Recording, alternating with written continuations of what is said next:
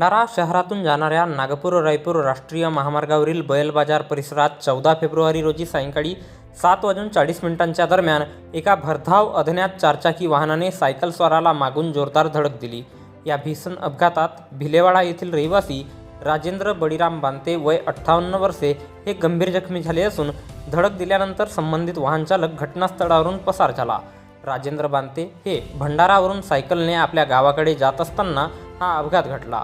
घटनेची माहिती मिळताच कारधा पोलीस स्टेशनचे होमगार्ड मानकर यांनी तातडीने हालचाली केल्या आणि महामार्गावर तैनात असलेल्या जगद्गुरू रामानंदाचार्य नरेंद्राचार्यजी महाराज संस्थानाच्या रुग्णवाहिकेला पाचारण करण्यात आले।